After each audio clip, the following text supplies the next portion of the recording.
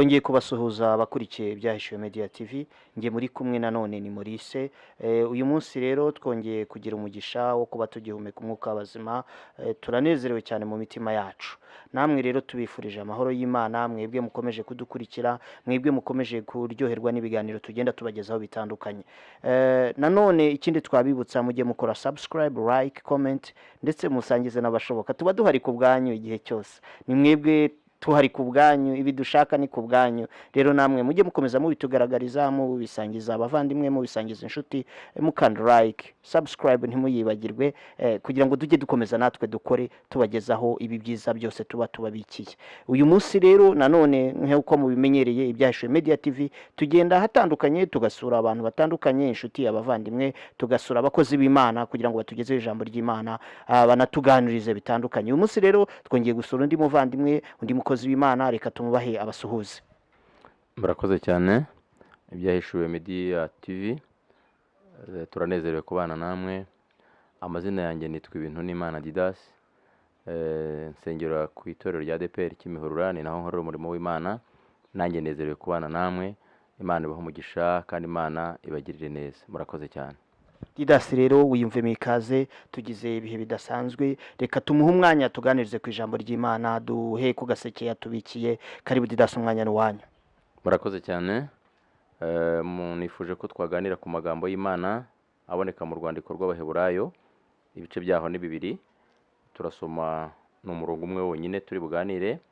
Ijambo ry'Imana rivuze ngo nicyo gituma dukwiriye kurushaho kugira umwete wo kwita ku byo twumvise, kugira ngo tudatembanwa tukabivamo.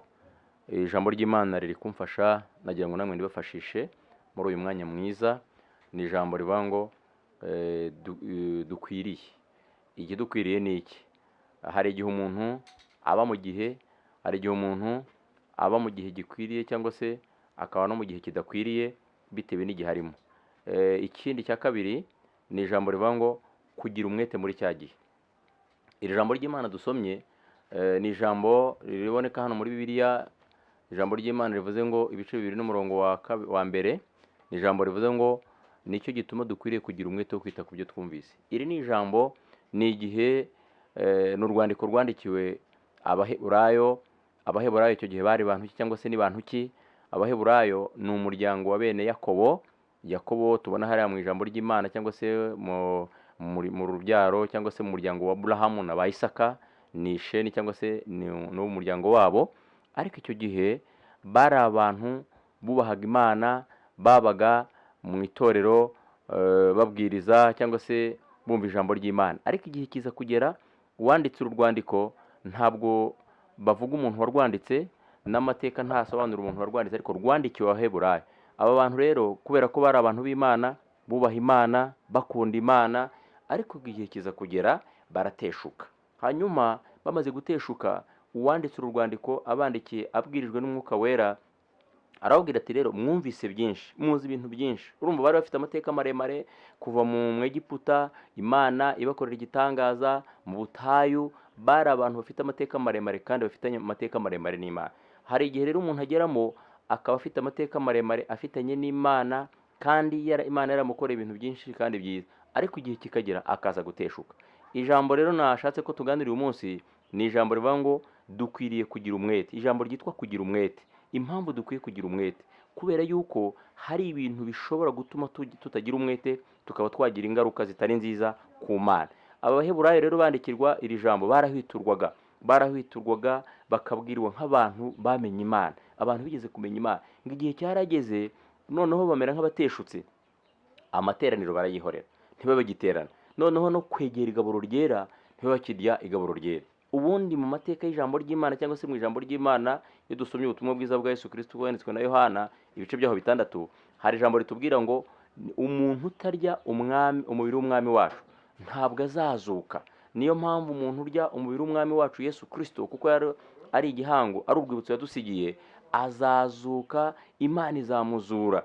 Urumva rero ngo bo ntabwo bari bakijya mu materaniro. Icyo ni icya mbere. Kandi biravuze ngo ntimukirengagize guterana kwera nk'uko benshi bagenda babyirengagiza. Hari igihe abantu birengagiza ibintu ariko bifite umumaro. Icya kabiri, ntago bari bagisenga. Icya gatatu, ntago bari bakegera ameza y'umwami cyangwa igaburo ryera. Iyo umuntu ategera igaburo ryera aragwa. Iyo umuntu ategera igaburo ryera nk'umukristo, murabyumva cyane abaduteze amatwi kuri uru rubuga, ni byiza ko umuntu yakwegera igaburo ryera. Uyu mwanditsi rero abandikira abahwitura, arababwira ngo nicyo gituma dukwiriye kugira umwete wo kwita ku byo twumviye. Iyo umuntu agize umwete, iyo hagize n'ikintu gituma ashaka guteshuka, ahita agira ikintu kimuhwitura, akongera akavuga ati ariko handitswe ngo Imana yatubwiye gutya, yadukoreye ibi. Noneho rero iyo ugize umwete ntabwo ugwa muri cya kintu. Impamvu tugomba kugira umwete ni iyihe rero? Ni ukugira ngo tudatembanwa n'ibintu biriho n'ibizaza. Abantu benshi bagenda basubira inyuma bafite impamvu runaka, ariko nagira ngo mbasobanurire, mbibutse ko nta mpamvu ku Mana. Ubukene ntabwo bwakubera impamvu, ibibazo ntabwo byakubera impamvu. Hari igihe abantu benshi baba mu gihe bakavuga ngo baramvuze, barandebye, baransebeje. Oya, ahubwo wowe gira umwete.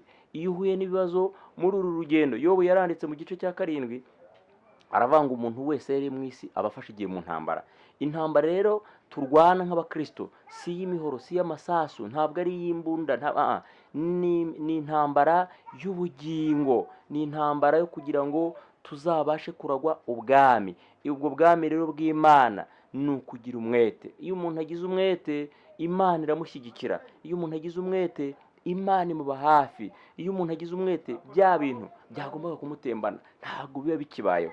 Mbifurije rero kudatembanwa n'igihe, mbifurije kudatembanwa n'ibibazo. Hari igihe umuntu aba mu gahuge, akaba mu majunane, akaba mu ntambara, noneho ibintu yumvise Imana yamubwiye, noneho agatangira agateshuka. Imana nitube hafi muri iki gihe cya none. Imana nibe hafi y'itorero, ibe hafi y'igihugu cyacu. Imana nibe hafi y'abakristo. Imana nibe hafi y'isi yose, cyane cyane nko muri iyi minsi murabona ko dusangiye ikibazo n'isi yose, iki cyorezo cyateye cya COVID-19. Ari igihe umuntu ashobora gutembanwa, noneho COVID ikamutembana. Ariko nagira ngo mbabwire ngo ntabwo COVID ikwiye kudutembana, ntabwo ibibazo bikwiye kudutembana cyangwa se ngo duteshuke. Nicyo gituma dukwiriye kugira umwete wo kwita ku byo twumvise. Kandi iyo umuntu adafite umwete, ikinyuranyo cy'umwete ni ukuvuga ngo ni ubute. Ubundi ni ukuvuga ngo ni ubute. Ikinyuranyo cy'umwete ni ukuvuga ngo ni ubute. Iyo umuntu adafite umwete aba afite ubute. Mbifurije kutagira ubute, mbifuje kugira umwete, kandi mukagira umwete mukora ibyiza. Iyo umuntu afite umwete akora ibyiza, Imana iramushyigikira. Imana itugirire neza, Imana iturengere. Ntabwo ari Abaheburayo bakibwirwa, ntabwo ari ab'icyo gihe muri biriya binyejana cyangwa bene Yakobo, ahubwo ni twebwe abo muri iki gihe turi kumva amagambo y'Imana atandukanye, turi kumva icyo Imana idusaba. Imana itugirire neza, Imana iturengere, Imana itwiteho, kandi Imana idutere umwete. Imana itwuzuza imbaraga z'umwuka wera, iduhe kugira ngo zibashe kuduha umwete, kuduha kugira umwete. Imana iturengere rero. Mbifurije kudatembanwa n'ibibazo, n'intambara, n'amaganya, n'ingorane zitandukanye zo mu isi, ahubwo mbifurije kugira ngo mugire umwete. Reka tubasengere. Mana yacu, mu izina rya Yesu Kristo, turagushimira kuko wemeye ko aya magambo atambuka kugira ngo abantu batandukanye bayumve.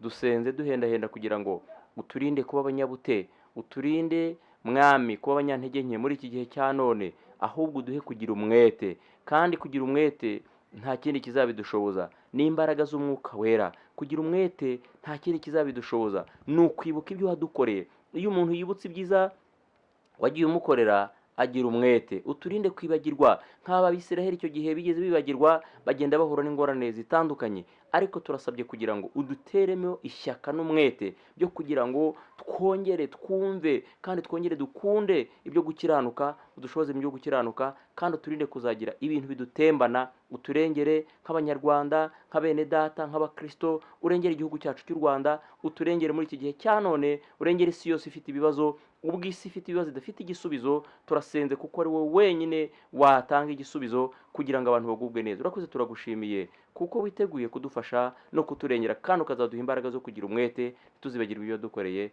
Tubisabye Imana Data mu izina ry'umucunguzi wacu Yesu Kristo, amen. Arakoze cyane Didasi kutugezaho ijambo ry'Imana.